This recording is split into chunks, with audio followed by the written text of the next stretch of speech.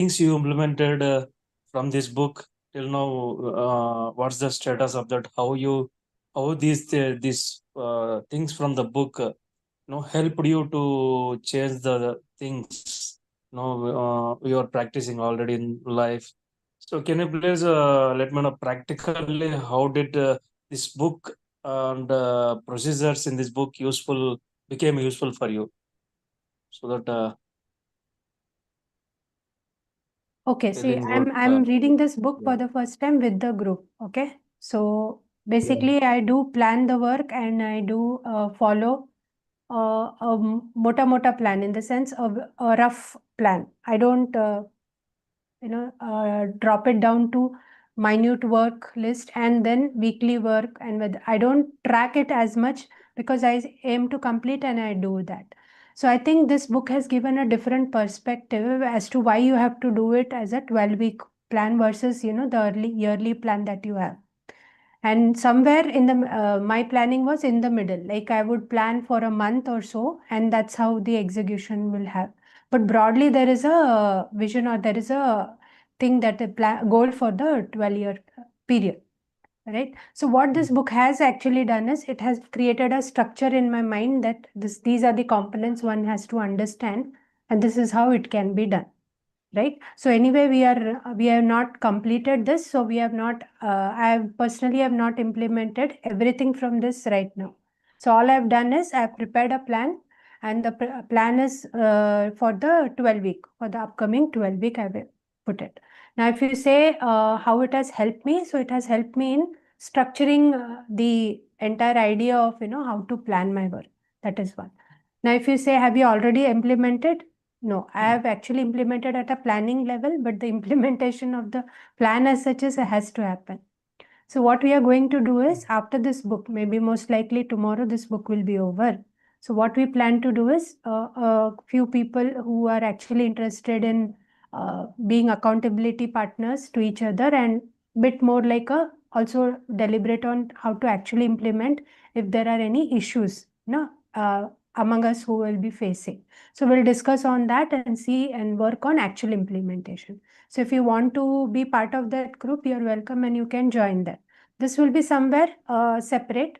This will not be in the regular reading group, because that will be just implementation as a, weekly. Once we will meet and discuss on whatever are the points that we want to discuss.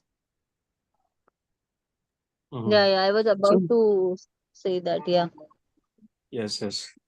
So Right? What about you, we are just getting we are just understanding the concepts as of now, and we have not very deeply worked upon the 12-week plan, because there is a practical plan and templates and everything also given in the book. So we have not really, we have just read through it right now. But now going forward, we will be making a 12-week plan and like working on all the things that have been shared in the book. We plan to do that, like. Mm. Because there are a couple of things, it is not only the there is a gap between what this book suggests and what I'm actually doing. So maybe similarly, everyone would have that thing. So we'll have to bridge that gap and see how practical to the reality we can apply this. So this is something we'll take up for discussion, say on next Monday, that how do we actually implement this, and then we'll create a separate group which will be like for accountability partners. Will be there, we having a weekly discussion. Yeah. Coming to me, actually, already start planned and implementing. As for now, I have planned for this week only. So I just thought I give it a try. So whether it will, work out or not. So I'm every day I'm reviewing what I've studied, what I'm doing today as per the my plan. So it is working out actually. So yeah. So this 12 week, like a 12 year, like 12 week. So 12 week in this 12 weeks, what is my goal? And the end of 12 weeks, what I have to achieve?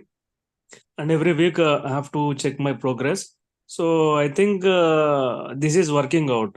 Like instead of tracking the things month by month, So it will be very easy, very easy to tracking the things and observing our progress and feeling satisfying because of of our progress at the end of the week. So it will be easy. It will be very great to to experience our progress and achievement. I think this will be working out. So obviously, I'll also join in that group. So we'll help each other for this, Right. completion of this book. Yeah. Right. Sure. Yes. Okay. Thanks, Krishna, So for we that. can Anything start else you reading. want to share? Yeah. Yeah, that's it. That's it. So we can Oh, start the reading. we'll start to the reading. Okay. So, yeah. So we'll start the reading. We'll resume, reading chapter 17, which talked about, how we have to plan the week, score the week, and also, at the end, track it as to how the performance is. If there is any modification, we need to do that. So we'll start with model work week. So here we have to just be aware that it is the week that we are talking about, and it just gives a model as to how we can actually plot it, plan it for. Yeah. So model work week. In order to allocate your time effectively, it's helpful to create a picture of a highly productive week, a model work week. In the following exercise, you will create a model week using time blocks for your critical activities. Allocating your time in this way will enable you to generate the success you desire. The intent is to first design a week that allows you to be your most productive and then to begin to adjust your actual schedule to align with your model week. The model week doesn't try to eliminate low value activities from your week. That doesn't work very well. Instead, you will carve out time each week to focus on your high value, high payoff activities. If you have a 12-week plan, those high payoff activities are the actions in your plans. Pencil in your time blocks, beginning with your strategic blocks, next moving to your buffer blocks, then ending with your breakout block. Then fill in the other important activities that need to happen each week. Let's get started. This is the template 17.1.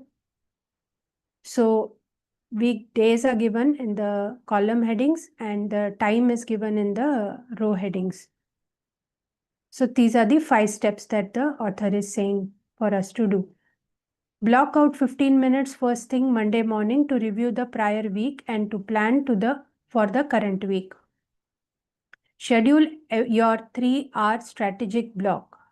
Schedule 1 to 2 buffer blocks each day, Monday through Friday.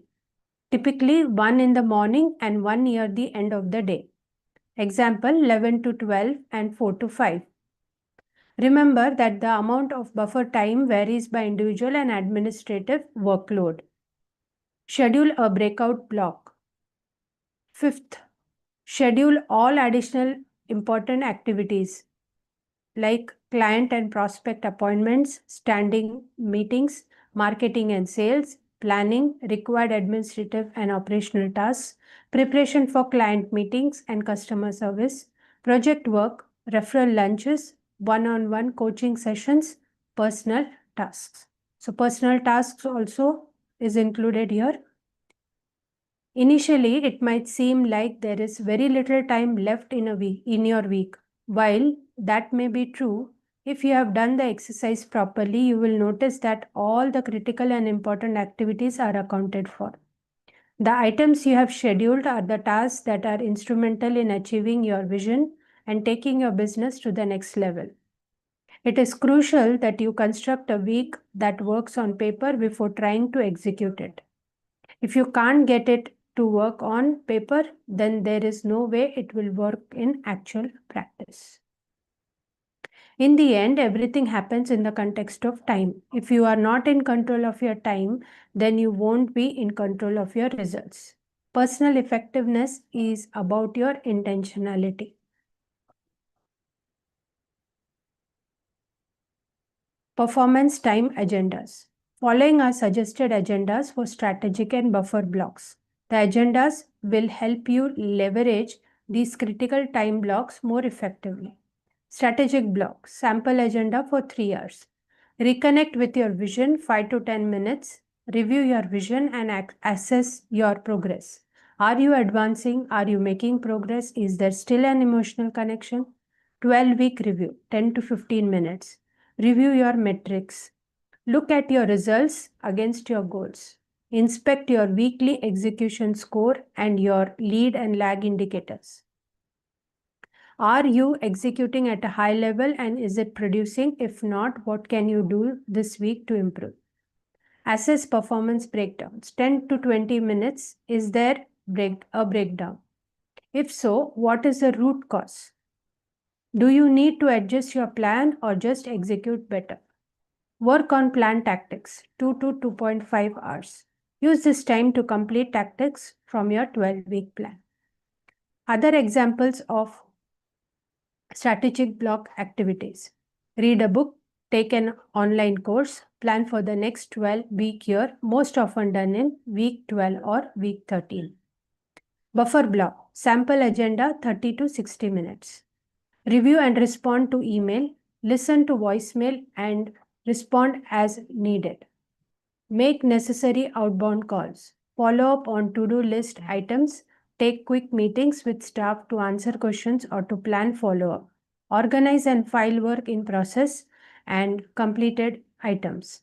Identify any new to-do list items and record.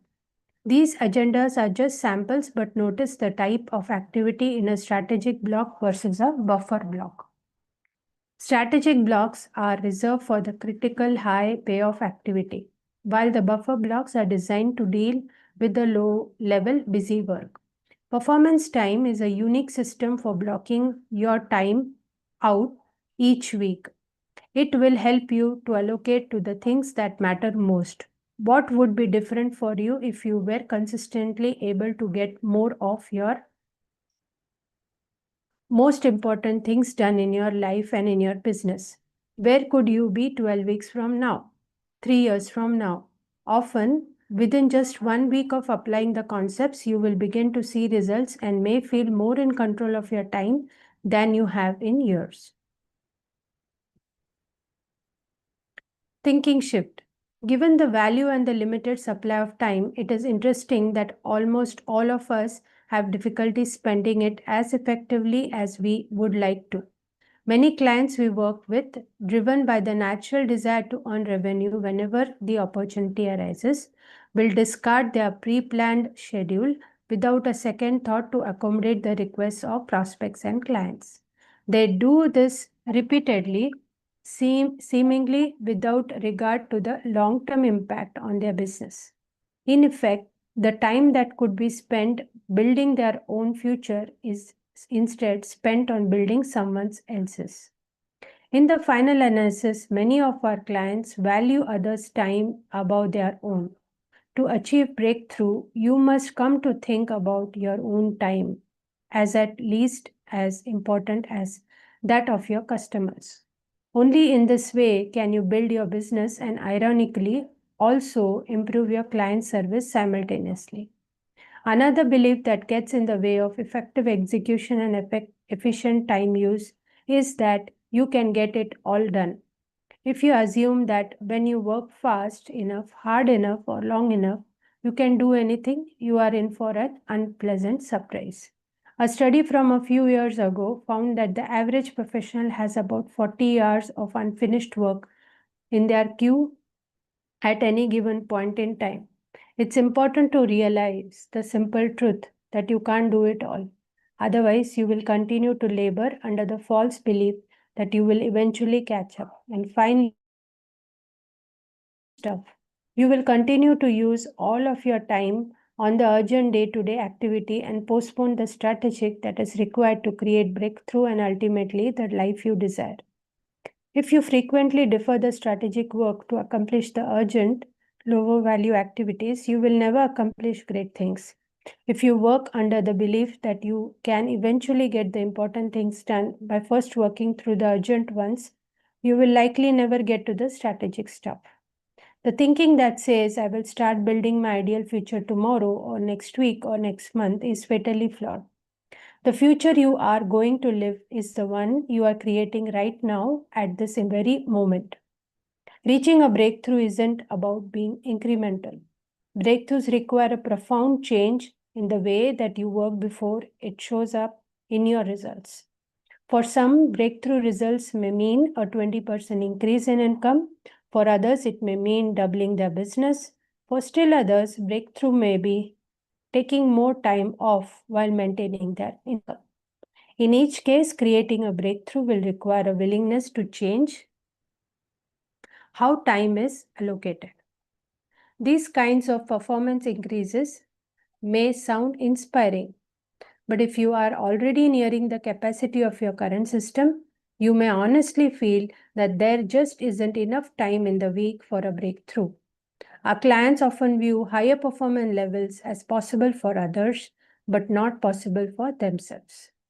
Many times they feel that they are already working too hard, and the thought of working harder to earn more is unattractive.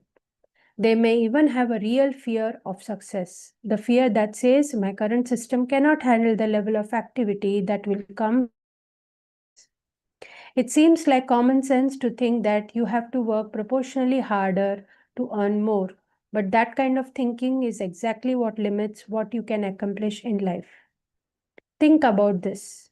People earning $10 lakh per year aren't working 10 times harder than people earning $1 lakh. In fact, they are sometimes working less, but they are working differently. The fact is, you won't reach a breakthrough if you are not willing to change how you currently allocate your time. To get different results, you will have to do things differently and do different things. Don't let the mechanics blur the concept. To be your best, you will need to carve out time to work strategically. You will need to find a way to efficiently handle the low pay activities, and you need to refresh and rejuvenate.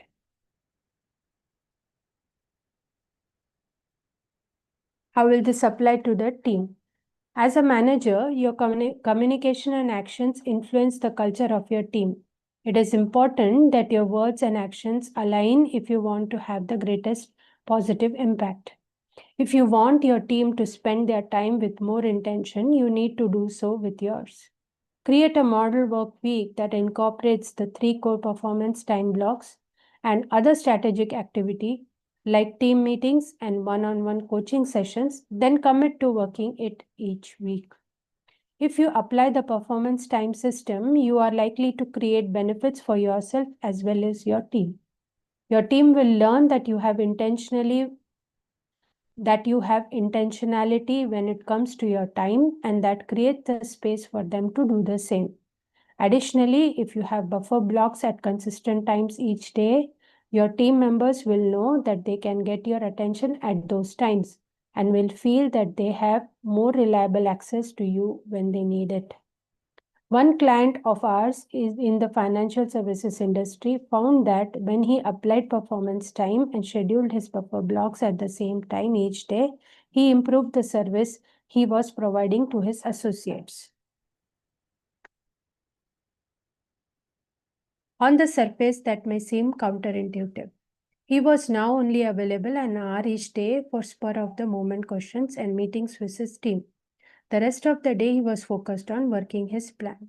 What he and his team found was that now they could find him each day like clockwork. They no longer had to chase him to get his attention, not knowing if he would be available to meet with them. Now his team knows when and where they can find him, and they experience a higher level of service, even though the time windows for meeting with him are limited to an hour each day. A third benefit is that when you apply performance time yourself, you will also become more grounded in it and have the standing and the experience to help your team members leverage it. In addition to modeling performance time, you can also honor the other members of your team in their application of the system. When they have a strategic block, make it okay to ask you to come back later. And next time, try not to interrupt it in the first place. Everything that you and your team accomplish happens in the context of time. Use it with clear intention.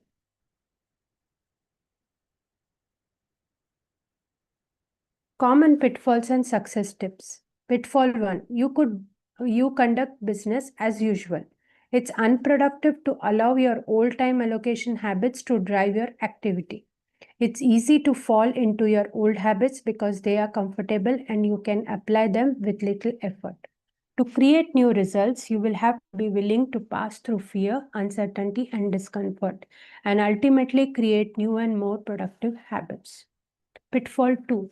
You don't focus on one thing at a time in your strategic plan. Multitasking is seen by many as a virtue. The reality is that multitasking lowers your overall productivity and your results. Instead of increasing your effectiveness, multitasking actually slows you down and increases the chances of mistakes.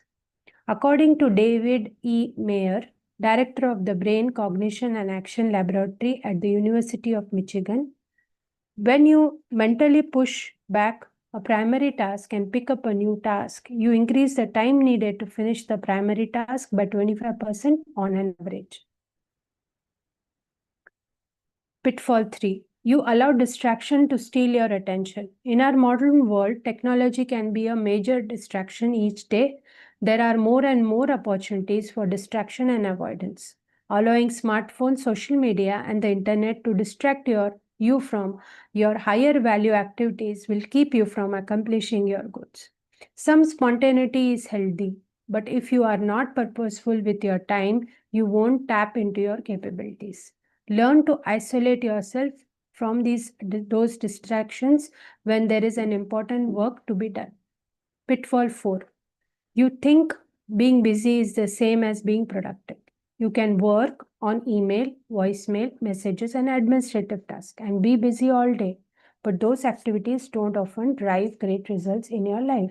Sure, you are busy, but are you productive? Learn to prioritize your most important activities and do those things before you work on anything else. Tip 1. Work from a written weekly plan. A written weekly plan that is tied to your 12-week goals keep you from allocating too much time to the emergent stuff versus the strategic. By working from a weekly plan and following your model week, you are setting yourself up for success. Tip 2. Input your model week into your calendar. Set up your calendar with your model time blocks as recurring appointments. This will eliminate many potential scheduling conflicts from week to week. There will be times that you move your time blocks, but most often you won't have to. Even if you travel like I do, or if your weeks are anything like but routine like mine, you will find that spending 5 minutes adjusting your time blocks on Monday morning to match your week will probably work for you. So anyone would like to read from chapter 18? Yeah, I may start. Yeah, please. So, Chapter 18, Taking Ownership. We have all heard stories of people who refuse to take responsibility for their actions and blame others for their failures. It is their parents' fault, their boss' fault, the fault of the conservatives or liberals, the cigarette companies, the fast food industry. The system is out to get them. Wah, wah, wah. Someone or something else is always the cause of their failure. Our culture supports this victim mentality more and more. In fact, our legal system even promotes it. We now reward people for not taking responsibility for their choices and finding spite of the perceived benefits, people with a victim mindset pay a terrific price. A victim allows his success to be limited by external circumstances, people, or events. As long as we continue to be victims of our circumstances, we will experience life as a struggle and others as a threat. Accountability, on the other hand, allows you to gain control of your life, to shape your destiny, and to fulfill your potential. In its purest form, accountability is simply taking ownership of one's actions and results. The fact of the matter is that successful people are accountable. Accountability is not about blaming yourself or punishing others. It is simply a stance in life in which people acknowledge their roles in outcomes. Accountability is not concerned with fault, but rather what it takes to create better results. Until we and our organizations accept ownership of our actions and our outcomes, we will be helpless to change or improve our results. Once we accept that our actions have an impact on the outcome, then and only then are we truly empowered to create the results we desire. When we acknowledge our accountability, our focus shifts from defending our actions to learning from them.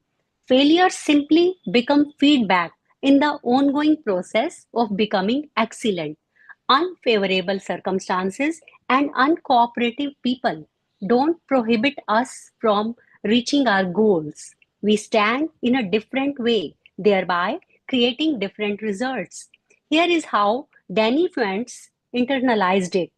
As I came home from your 12-week year seminar, I was very enthusiastic and ready to make some needed change in the way I conduct my business and really get to work. As it turns out, I could not log on to the system, and it took a week and a half to finally get that resolved. By then, we were well into the holidays, and I was falling right back into the same old looking for an excuse mindset. I was feeling that I had not even gotten started, and I was already 2 weeks behind. I certainly could find it easy to blame the lack of access to the website, holiday schedules, and the white chip busy work that lets me feel like I can justify my job. In the end, this is simply about being accountable to no one but yourself and not looking for excuses, even when they are right there asking you to use them. It is a difficult adjustment to do the hard things, those things that I have told myself that after 23 years of working here, I deserve not to do.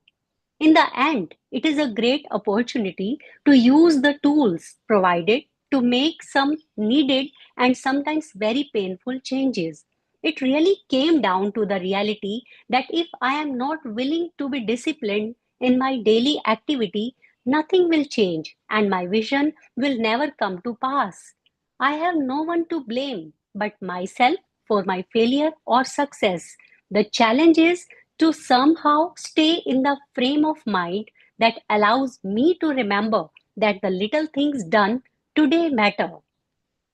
I am appreciative of your sharing this process in a way that I can internalize to change my way of thinking and, more importantly, doing. This cannot be the flavor of the month for me. This must be a lifestyle change that I continue to develop and perfect. I am under no illusion that old habits are easy to break. This, however, has allowed me to have a process as opposed to just a desire to improve. Clearly, Danny gets it. There are always roadblocks and setbacks in any worthwhile endeavor, and it is easy to use them as reasons or rather excuses why you are not able to complete the work that needs to be done. At times, you might even feel justified in your excuses. There may be certain circumstances beyond your control that derail you, insurmountable obstacles that no one in his or her right mind would expect you to overcome. When Dustin Carter was a young boy, he was rushed to the hospital with a rare blood disease. To save his life, the doctors had to amputate both of his arms and both of his legs. Can you imagine? I can't. I have had my share of challenges, but nothing like this. I can't begin to fathom the horror. Waking up from surgery with no arms or legs. How do you not feel sorry for yourself, feeling like life has dealt you a bad hand? If anyone ever had a reason to feel sorry for himself, it was Dustin. The next page. The funny thing is that if Dustin felt that way, it was not for long. Not only did he not let his physical challenges hold him back, he learned to excel physically. Imagine waking up one day with no arms and legs, thinking about what you want to do in life. Of all the choices you have, wrestler would probably not be high on the list. Not so with Dustin. In fact, wrestling is what he chose to do. And through hard work and hours of training, he became a very accomplished wrestler. Dustin did more than just overcame his physical challenges. He destroyed them and in the process became an inspiration to millions of other people who face challenges of all sorts. Barriers? Really? When I think about what Dustin had to overcome, and I look at the things I let hold me back, I am embarrassed. What about you? What do you let stand in your way? Think about the barriers and obstacles that you have let keep you from your goals. Isn't it time that you stopped making excuses and letting things stand between you and the life you want to have? The life you are currently living is a result of the choices you have made. You can blame the circumstances, your upbringing, your family, the schools you attended, your boss, or the politicians. The fact is, you don't control any of that. What you control is how you respond. Being accountable is not easy, and at times it is very unpleasant. But if you are serious about your goals, you must take ownership of your situation. Taking ownership means that you stop looking outside yourself. Stop letting all those things keep you from living the life you desire, the life you are capable of. In the end, nobody outside of a few close friends really cares if you succeed or not. You can make all the excuses you want. The world doesn't care. As harsh that sounds, it is the truth. Oh, you may from time to time get a little sympathy, and maybe, if you are really lucky, a free beer. But that is about it. Giving away your power will never create the success you long for. Resolve right now to never again let excuses get in the way of you achieving your goals. Actions to create greater accountability in your life. Here are 4 things you can do to foster greater accountability and get more of what you want in life. Number 1, resolve never to be the victim again. You cannot achieve a life of significance if you continue to give your power away. Make a decision to never be the victim again. Notice when you are making excuses and settling for mediocrity. Focus on the things you can control. Accountability is first a mindset, then an action. To live your vision, take ownership of your thinking, actions, and results. Number 2 is stop feeling sorry for yourself. Feeling sorry for yourself produces nothing but self pity, and if you do enough of it, depression. It is okay to be disappointed and sad when things don't go your way, but don't let that linger and turn into self pity. Learn to manage your thinking and your attitude. Third is be willing to take different actions. If you want different results, then you need to be willing to do things differently and do different things. As my friend Lou Casara, author of From Selling to Serving, says, if you want something you don't currently have, you need to do something you are not currently doing. Taking action will not only change your outcomes, it will also change your attitude.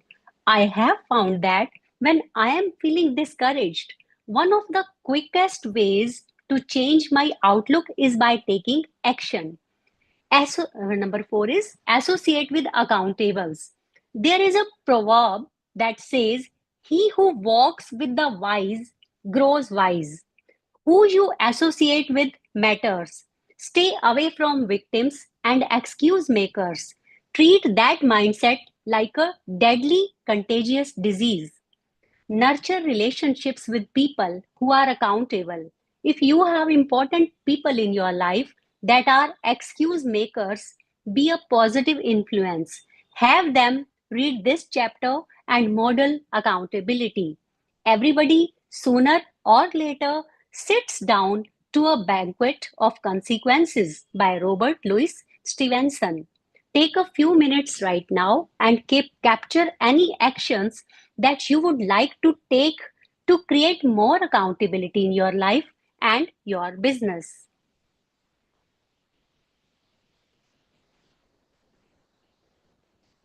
Thinking shift. Accountability is a massive thinking shift. As we have discussed, our society views accountability as consequences. Accountability is not consequences, it is ownership. It is the realization that even though you don't control the circumstances, you do control how you respond.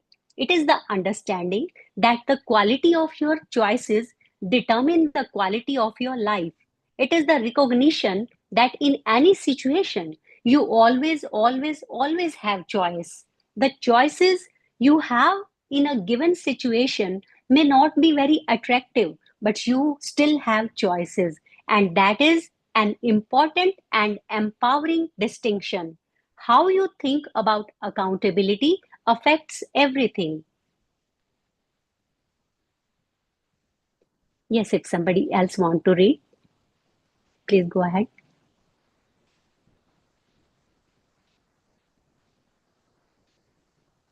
Anybody wants, or I should continue? Can Yeah, you go finish ahead. this chapter alone? This team application? Okay. Yeah. Team application. The long-term benefits of accountability are clear. Better results, an increased sense of control, less stress, and a greater general sense of well-being for organizations as well as individuals. Imagine a scenario where the culture of your company embraces accountability, where accountability is viewed as positive and where associates willingly agree to accountable relationships. Consider the possibility of an organization where instead of having to hold people accountable, that accountability is simply a part of the way everyone operates. Leaders need to move beyond the limited notion of accountability as consequences. Every organization we have worked with talks about holding their people accountable. Accountability cannot be imposed, demanded, or coerced. It is an inevitable outgrowth of freedom. As leaders try to hold their people accountable, it puts people on the defensive and unintentionally leaves no room for the individual to own their actions or the result. Even the most accountable among us naturally push back. People deliver on what they own. As a leader, one of your main job is to foster ownership of the things that matter most. That won't happen if you continue to try to hold your associates accountable. I am not saying you don't confront. I am not saying you don't apply consequences. Consequences play a role in shaping behavior, but you will never get discretionary effort without ownership. You need to create the space for your people to own it. Here are a few tips on how you can create accountability within your organization. First is become aware of victim conversations. Take notice of how you and others in your organization talk about failure. Focus those conversations on first acknowledging reality and then on what can be done differently. In the future, remember that the results we get are directly linked to our thinking. Practice a way of thinking and speaking that recognizes ownership of your actions and results. Second, model accountability. Actions speak louder than words. If you want others to be accountable, then demonstrate accountability in action. Be a role model by making it both expected and safe to embrace accountability. Next is clarify expectations. Accountability starts with clear expectations. Knowing what is expected is fundamental to individual and organizational accountability. As an individual, you need to be very specific with regards to the results you are targeting and how you will measure success. Learn from life. You will make mistakes. You will not always get the results you are after, especially on the first try. These failures are full of information. Learn to view them as valuable feedback that can be used to improve future outcomes. God has a great way of giving us the same lessons over and over until we learn them. Focus on the future. Accountability is not about the past, but about the future. So often we make judgments about the past as either good or bad, when in many cases, the past just is forget about blame, forget about guilt, and move forward by focusing on the future and what you can do to get better results. Your thoughts and beliefs regarding accountability shape your actions and the result of the organization. What might be different if your view of accountability shifted? How would your culture be different if you confronted advisors and associates with their freedom? How would that change your role and your leader relationships with your team? When you, as a leader, change the way you engage and think about accountability, it will change the conversation, the relationship, the results, and the company.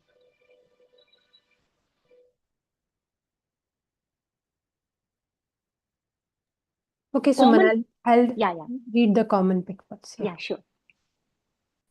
Common pitfalls and success tips. Pitfall 1. You continue to view accountability as consequence. By now, you should be clear that accountability is not the same as consequences. Continuing to treat accountability as consequences will prevent you from achieving your potential and severely limit those you work with. Write it on a sheet of paper and hang it on your wall. Accountability is not consequences, it's ownership. Pitfall 2. You look outside yourself. Waiting for things beyond your control to change is another major pitfall, whether it's the economy, your company, your boss, or your spouse. Waiting for something or someone to change is terribly unproductive and frustrating. Tip 1. Acknowledge reality. As Elizabeth Cady Stanton said, truth is the only safe ground to stand on. Accountability deals in reality. When you take full ownership, there is no room for anything less than honest candor with yourself and with others. The situation is what it is. The only chance you have of improving it starts with acknowledging reality. Focus on what you can control. To be effective, you will want to focus on the things that you can control. You don't control the circumstances or others. The only thing you control are your thinking and your actions. Spend your energy on the things you control. Work on keeping your thinking and your actions productive. So we'll end the reading today here, and chapter 19 will resume tomorrow. So far, whatever we have read, please go ahead and we can discuss what connected well. what was like a aha moment where, you know, there was certain realization which were not clear in your planning journey, and how you actually look at accountability versus what has been mentioned here. Yeah. Anyone who would like to share?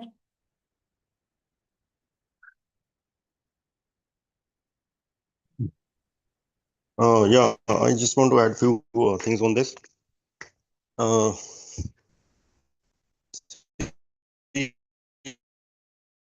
Is most like lot many times we know what we need to do, right? Because what is happening is we are surrounded by so many thoughts. Every other second we have a different thought. So we stay out of focus. We stay like we're not basically when we are not in focus, we're not committed. So best thing what I learned is that we should like all the important things in life, like whatever goal we are trying to achieve, we should have a proper weekly plan and a goal sheet and everything. And we need to clearly mention like what we need to do to achieve that goal, right? It may be working on your habits, working with the right people, the mindset people who are as accountable as you, and you feel that they can be of great help to you in every possible way, like friends and all that. So what so the main point is I relate that. See, the more clearly we write our goals in a very detailed manner, and it's just like planning to fail is like failing to plan is planning to fail. It's just like when you are writing the things in our goal sheet and setting all plans, monthly plans, and reviewing that plan every single day. So what happen is that then we focus our on the actions we need to take on a day-to-day basis. We are so basically on a scientific level, what happen is that we are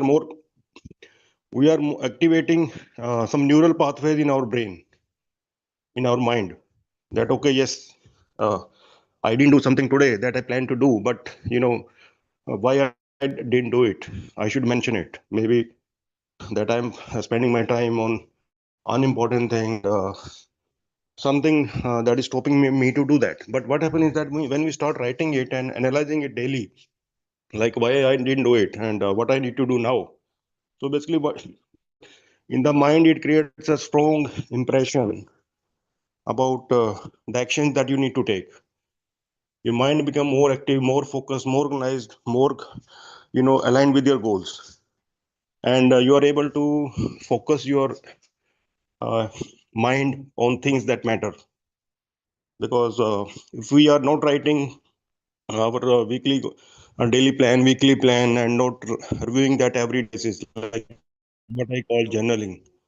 So when we do journaling on a day-to-day basis of our day plan, weekly plan, so basically we are activating our mind to work on those actions we need to take. That's how our mind works. We are shifting our mind from that monkey mind to the working mind. If I'm not writing, my mind is a monkey mind.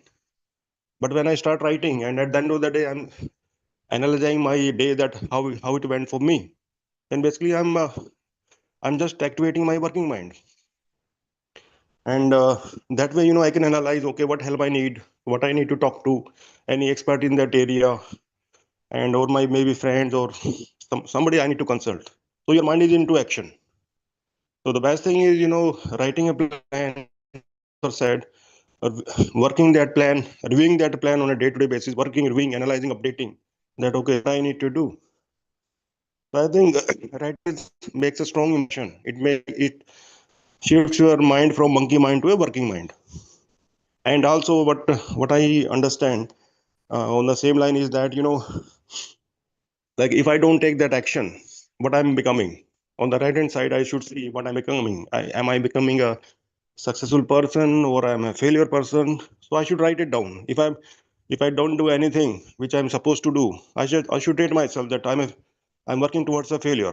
I'm saying no to life. So what that does is that it creates a very strong impression in your mind. It activates that part of brain which which you which you need to have to take action. So what I mean to say is that we should uh, write all the goals, review them, and work on them. and take help and don't delay any. Most of the actions are they have to be done from ourselves, not outside us. Like outside people can only support us to an extent, right? They can do mentoring, they can give 1 hour to guide you, okay, but if I'm not in action, the right people will also not stay with me. They say that, okay, I'm not serious about that work. So these are all about, daily actions, mindful actions, spending time on what matters, and just give yourself a rating every day, like, am I progressing toward the goal or not? So I think a lot. It helps me as well on a day-to-day basis. So I think everything we write is alignment with the things that matter and that works.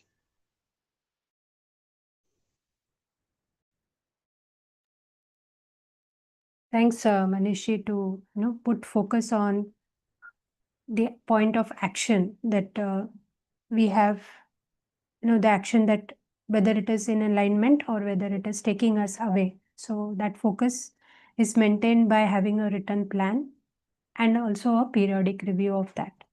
Yes. So anyone else would like to share?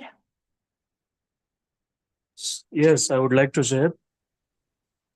Please go Yeah. ahead. Yeah, I think as author mentioned, planning is important. So author mentioned about strategic blocks and buffer blocks. So strategic blocks, all higher value activities, critical and important things will be in strategic blocks. And in buffer blocks, so day-to-day activities, administration work, lower level activities will be in buffer blocks. So we have to differentiate our daily tasks between this. So whether it is important or not important. And but when we plan the things, when we prioritize our tasks, sometimes at some point, so we will give up at the impulses at that moment, or maybe low level life, or for the sake of low level activities, for the sake of some kind of pleasure, so we may give up. So in that case, in that time, at that point of time, so maybe we have to think like, what if we are a CEO of a big MNC company? So will you compromise your important activities, important tasks for the sake of these low level activities, not important activities, or the impulses at the moment? Okay, so we should be, we may be thinking like that. We have to develop that kind of mindset. So as a CEO of a big businessman of a big company, so every 1 hour, every hour in a day is important. Every minute in a day is important. So there will be no compromise for any, low level low level activities. So author has explained, very well. So how we can, allocate the time for the buffer blocks, allocate the time for strategic block. Okay, what are the pitfalls, 4 pitfalls he mentioned. So being, busy versus the productive. So he explained very well. So I think I will read that again. Yeah, under 12-week plan. So 12-week.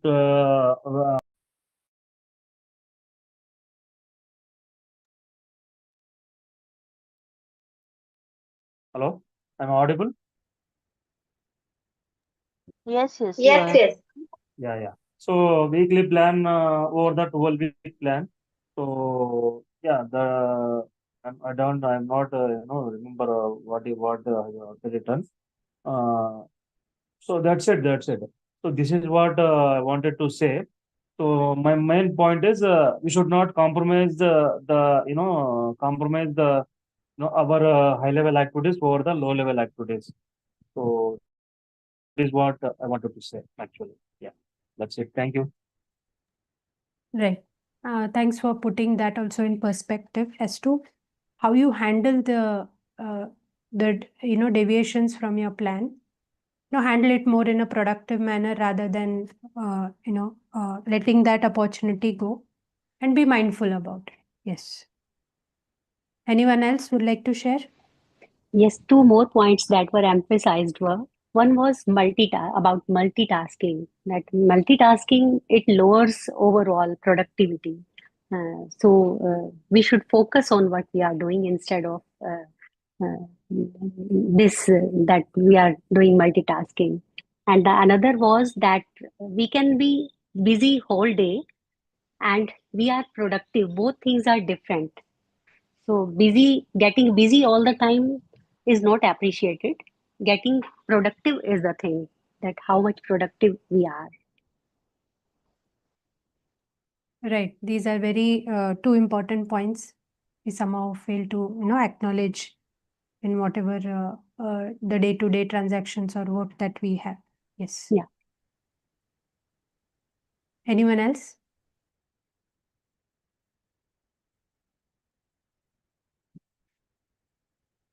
Okay.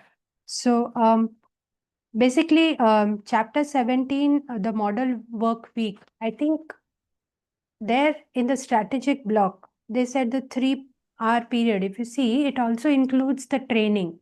It also includes something which will take me to the next level, which would build my capability, which would actually work on a long-term basis, I would say, not maybe short-term. So anyone who is professionally wanting to gear up for the next level, work on the capabilities to move to a higher and better level, and also things which we tend to ignore given our day-to-day busyness. We might not actually give time in our plan of the day for activities like this. So I felt that that is the most striking point today, that we have to have these activities and we have to give the right place as a strategic activity which might not have an immediate benefit, but yes. So since there is no immediate benefit, we might feel that why do it today, we can do it tomorrow. No, but it has that importance, and that's why it's strategic, more from a perspective of long term or a not immediate getting benefit perspective. So that was something very striking for me, and somehow I don't include those things in the plan and keep postponing. So that I felt is the most important thing today. Second thing is, if you see the way we handle time, or I handle time, the author is beautifully putting, the way you handle your time and the way you handle others' time, your approach has to change. You cannot do the same things and feel that the plan will be affected. No, you will have to change the way you are looking at time for yourself. As Krishna says, if you are the CEO, then you will not waste even 5-10 minutes. That is also valuable. And if you have to actually accommodate some work, then you will have to see whether it is worth your time while or your efforts, right? So that questioning will have to start, that where I have to reach, whether this work is aligned, or is this something which I have to do because I am in this particular role right now, or it is something which I can pass to someone. So those kind of conscious and difficult decisions we will have to make or start making, which we were not thinking about or actually dealing with earlier. So I think that was most important. And when we implement a plan, so all those practical things the author has step by step said, clarified, when you are taking ownership. So somewhere if something goes wrong, so somewhere a kind of a victim mode comes in, and then we struggle and it takes time for us to bounce back. So we have to create a robust mindset, in the sense that the fall and the time back that we take to come back out of that situation reduces gradually, and over a period it will actually vanish. So that was again an important key point I felt, because it limits the potential. Somewhere we look down and we are not actually able to think beyond a point that it is possible for us to do. So very important, the difference between accountability, and it's not just consequence or blame. So generally, if I see the way we function at work, it's more of a blame game. So practically how much we'll have to take this in practical reality as well, match it with this. So at a mind level we can think, but at a level when we function in work scenarios, we'll have to actually make those fine tunings so that at internally we don't blame ourselves, but also are able to get to the point that where the problem is and how it can be fixed, right? So I think that that attitudinal change is very important. It also says that this it had actually they had said that it takes away, say you take one task, you start it, and then there is an interruption, you leave it in between and you have to restart the original or the primary activity, then there is some 25% extra time that goes into the primary activity. So though in practical realities you will have to do this, but these being mindful of the consequences of what you are doing will also make you realize whether it's worth doing or not. So we'll have to be very what do you say, we'll have to be very stingy with our time is what I feel, right, going forward, be it the time that we spend for any part, maybe the buffer part, the strategic part, or any other activities that we enroll.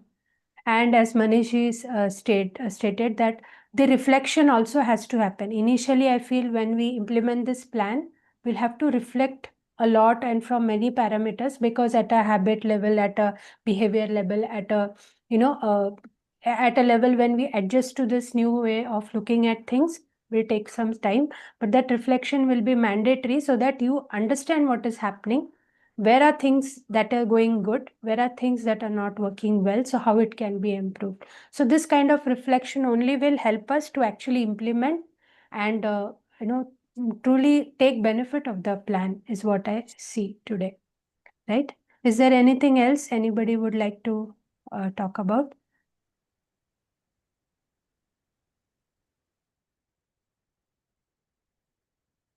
No, you covered it very well.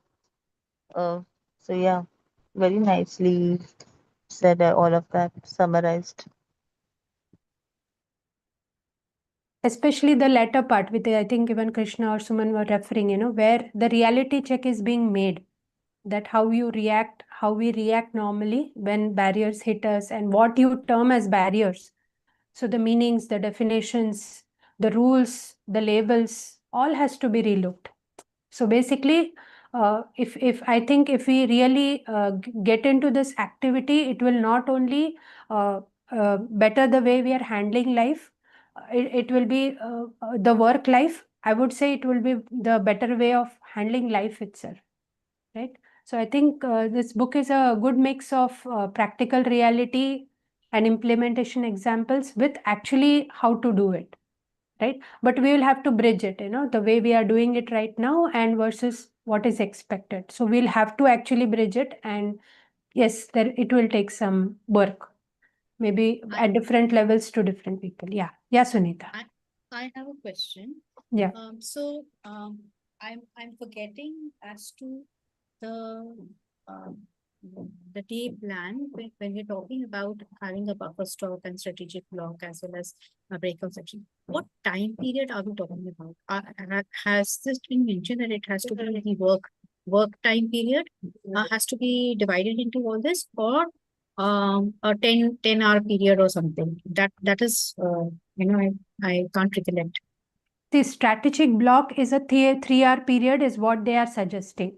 Okay. Yeah. Buffer block 30 to 60 minutes. Breakout is for regeneration. This will definitely not be part of, I would say, buffer block will be part of your thing. Strategic also will be part of your work to work, but strategic, I think you can split practically if you see. I think many successful people split it as a morning routine and do some part of it during the work routine as well, right? And some reflection or some part of it goes in the evening. But if you say how you want to adopt it, it is up to you. Start with the professional time and see how you have to, you can also accommodate it other time. Because if I am planning a 12-week year, so that has to be clear for me. How am I designing my day? Because that day needs to be, boiled down. So am I using a 10-hour work cycle, or am I using the standard 9-hour or 8 hours work cycle, and then planning my 12-week year? That is my question, Yeah, from so that what is perspective. your first you plan, if you are already satisfied with your personal life, don't touch it. Go for the professional part of the time that you're giving.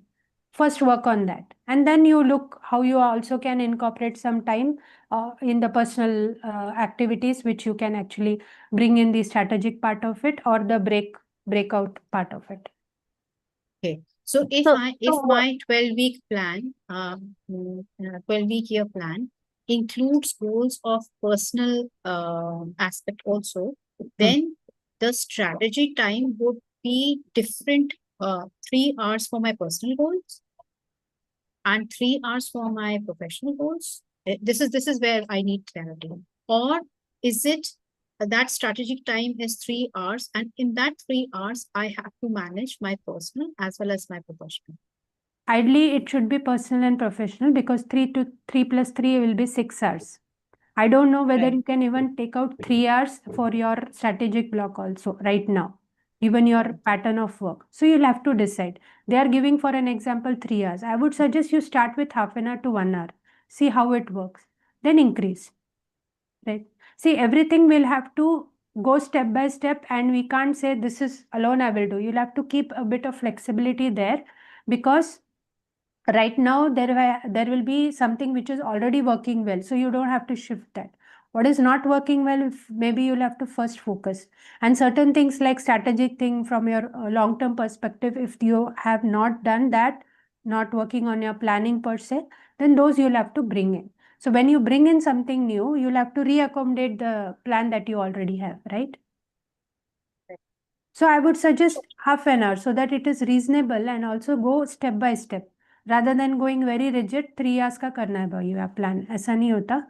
Stick to how much flexibility your current planning gives you, and accordingly gradually introduce one point, so that it becomes practically possible.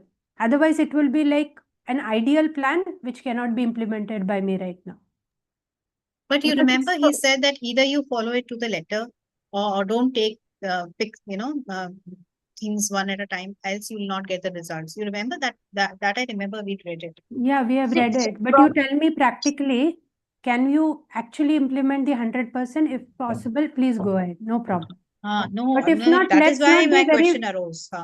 But as I see it for myself, when I'm doing the planning, I'm not able to get 100%, because the way I'm looking at time right now, the way my things have been scheduled, it's not working. I'll have to make those changes, right? So when I've practically tried to plan my thing 12 week, that's where I feel that I can't right now adopt 100%, but I am seeing how I can approach that, right? And to tell you very frankly, we can take the structure per se, in the sense the concepts and this, but we'll have to have the flexibility, because any which ways he says 83%, if you do, you will achieve. So we'll have to target somewhere reasonably as to 85% of whatever we plan we should do, right? And reflect. And we can't go, initially we might go somewhere slow, we might not meet. So it should not be disheartening. We should keep focus how slowly, you can incorporate it into it. So I have a follow-up question towards Sunita. So he talked about the strategic planning 3 hour or so. So I'm just thinking, like, since he also asked us to model the week, right? Like create a model week first, like an ideal kind of a week, and then we have to maybe like have that as a marker. So in that case, like if we have and if you see the week chart, it shows time from 11 till night. So I, from what I'm assuming is it includes the personal as well as work time both, right? Like normally if we consider as a work time as 9 to 5 or whatever, like whatever it could be for different people. But considering the 8 hours work time or something like that, I think the planning goes for all together. And so the question is basically, when he says the 3 hour strategic time, it has to be in continuation, or it can be a break also. Like for example, if I have a personal goal, can that go like a 1 hour or something in the personal time block where it is not my work time, and 2 hours of work time where it is a work dedicated time. So can it be like that? Like, has it mentioned somewhere, or maybe I missed it? I'm just wanting to understand. See, how I look at it is strategic 3 hours can be part of your personal as well as professional time.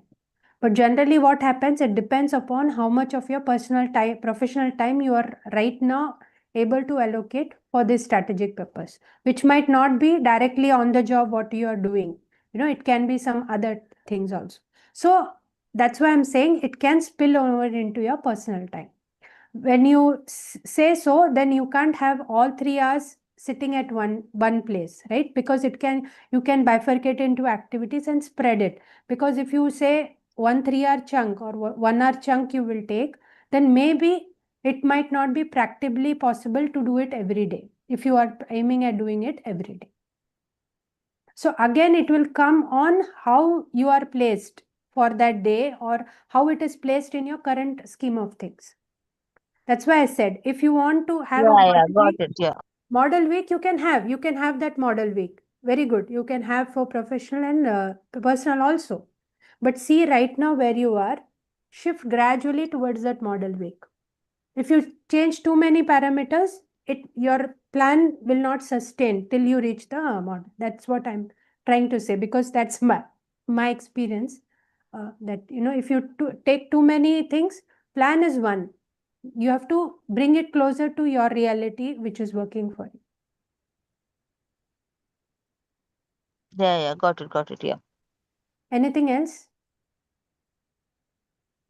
This strategic block.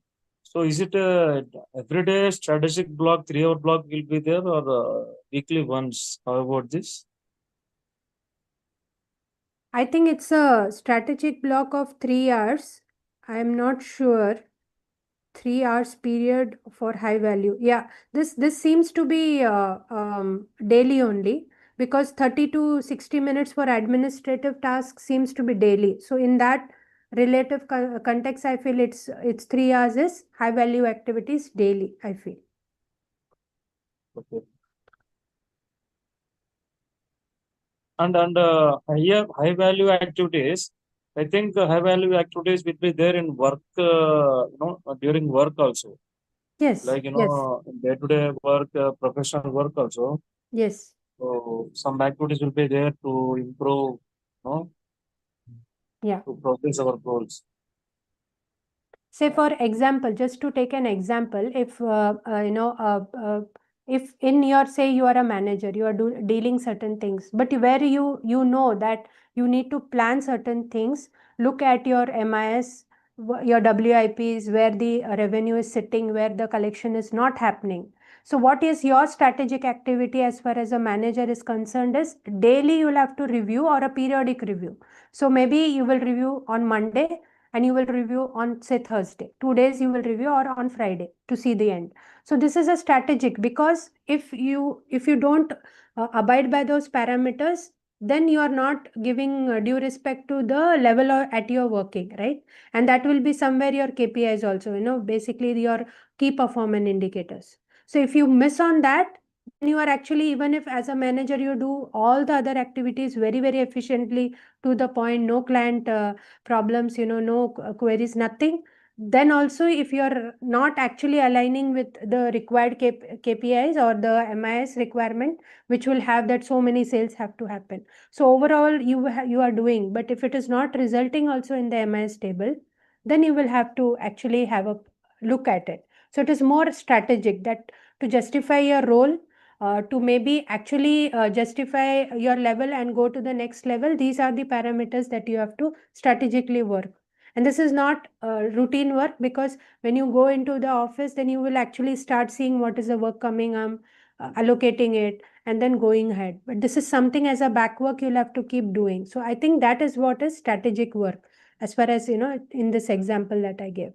But other than that, if that person manager has to reach to the senior manager level, maybe he'll have to take an additional course. Maybe he'll have to actually enroll for some personality development. So that also becomes a strategic part of the goals.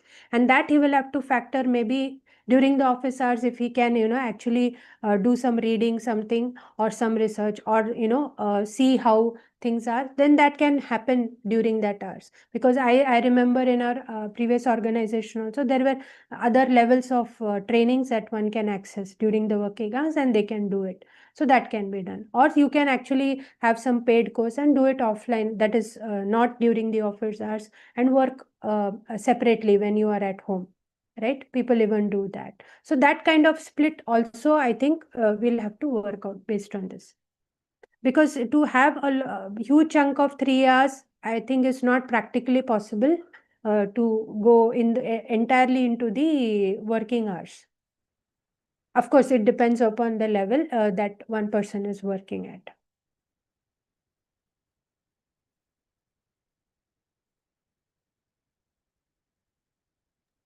Okay, anyone else? Yeah, I just want to add one thing that, author mentioned about the friends that we have in life, right? So he mentioned that, uh, you like we cannot depend on so many people that we feel are, wishful for you, like your relatives, your brothers, sisters, and all that. But you have always a few good friends who can help you to walk through life the way we desire to, and by taking help from themselves. And most important thing, I find that acceptance is a very important part of working on our goals. You know, we should the acceptance is that we uh, before we start working on our goals, we should accept the acceptance of life. That life will be we have to go through challenges, obstacles. People will people not the society and people will not go like the way you want, but this is how what life is, and you have to be accountable and responsibility of your actions and outcomes and things like that.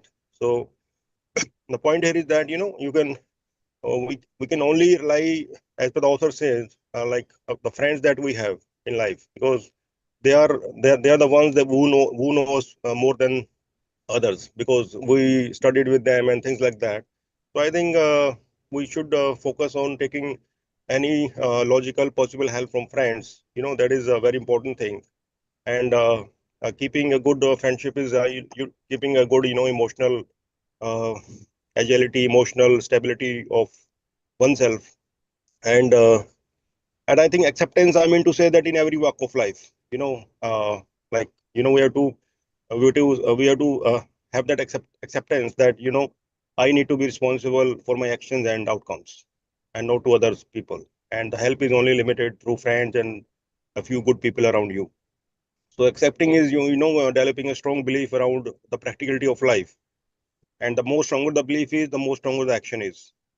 And we should also be mindful about the finite amount of time that everyone carries to achieve the goals, because the people who care about you, they are also looking for your success.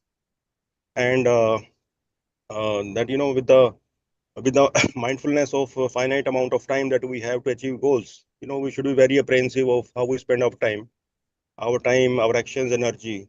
And I think all this acceptance is a very important concept for me to work to the goals. Yeah, thank you. Right. And in model work week, so morning 7 to evening 7, author has given. No, every day, is it possible according to the possible to do? Is it possible to do the things according to the model work week? So sometimes we may get some important work or some family work. So we might be busy with complete half day. So in that case, the things will be we cannot do according to the plan of the model work week. We have to give importance to emergency activities. So at that time, what we how we can take that, how we can replan the things, or so yeah, how we can take that at the at that case at that time. How are you handling it right now?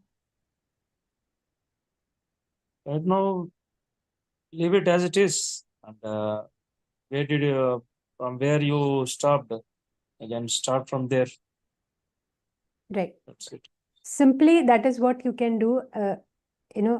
Krishna, actually, you have to pick from where you left. Okay, because see,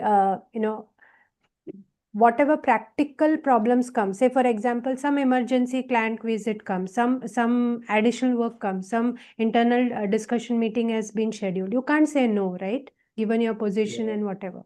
So you'll have to accommodate, right? In that. And then whatever your work is pending, just be mindful to note it and do it next whenever it is available.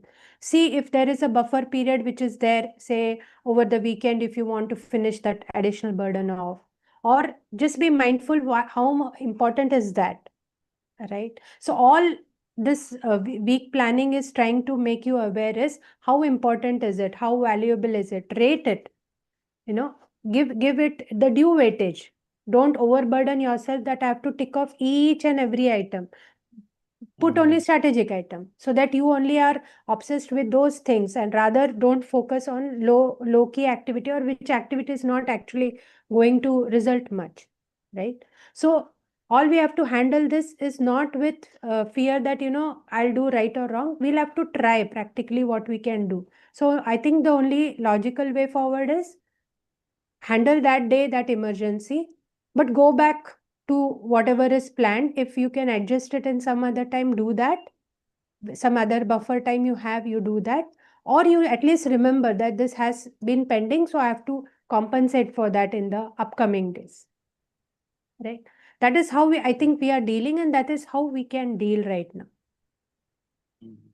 So good that we are all trying to implement the plan as in our lives. So what we can do is we can start planning, and we can take the few days over the weekend. We can do our plans, and Monday maybe we can again see what are the other questions that are coming out. Of course, there are no standard answers and standard replies, because there are lot of varieties that will come in. So we'll discuss then, and then Monday call we can all share what is the right step forward, as a group with that we can take on that specific items, right? And when do we schedule this call? Monday, that is Okay. next week, Monday. Yes. During this So then- reading time itself, we will have that kind of thing. You can all, because we'll almost be finishing the book, I think, by tomorrow. Not entirely, as a few pages might remain, but conceptually, I think much of it is already. So we can all prepare our plans, do a deep dive. Where are the problems that are coming out? And then we can, deliberate, share, and see how we can improvise, right? Mansali, I have an important point I want to share. Just came to my mind. The best part about writing goals and weekly and everything is that we need to keep our mind free. Our mind is not a memory device, right? So Correct. and this is not how it is like it operates. So the best part about writing and reviewing is that we can keep our mind free from all those these activities. When you write something in your diary, immediately your mind become free. Yes, I planned everything. Okay, I can relax now. All right, and you can focus all your mental energy on the actions. And one more thing is, in the planning, I suggest that people write what action I need to take, and then you don't have to worry about your action capabilities. You have to just feel that yes, I need to take this action. So this is what I have decided. So if your mind is free from those activities of planning, deciding, thinking, you can fully focus on taking action. And this is how we can make our mind work to 100% capacity. Because otherwise, that monkey mind keep coming, and it is bothering our mind for no use actually. So that's one point I want to share. Yeah. And on Monday call, so we are all let's come up with the next week, and if possible next 12-week plan, so that we'll get clarity about the Right. about what we can do, clarity about the strategic block, buffer block, report block. Yes. So once we Yes. state and start writing.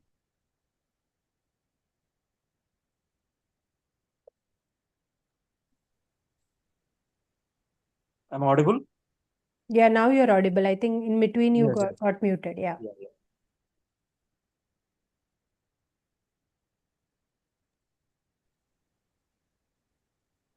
Hello? Am I Yeah. audible? Yeah, you're Yeah, audible. that's what I want to say. That's Yeah. what I want to say. Hmm. Yeah, come up with that. So we'll discuss. Yeah, We'll get because clarity. it's more than practical, and also we can understand, right, that what is that actually which is stopping us. Unless we don't put it on paper or actually drill that down, maybe you might also find your own answers, right? And somewhere you might get stuck, not everywhere, right? So let's come up where actually we are facing a challenge and see as a group how we can actually practically solve that. Yeah. Yes, yes. Yes. Okay. So if there is nothing else to discuss, then we'll wind up. Yes, yes. Okay. So thank you everyone for the, yeah, Sunita. No, I unmuted myself to say bye. Okay. So thank you everyone. Very good discussion today. Do join tomorrow. We'll try completing it. Otherwise, we'll finish it by Monday. Yeah. Okay. Thanks everyone. Bye-bye. Bye. Thank Have a great evening.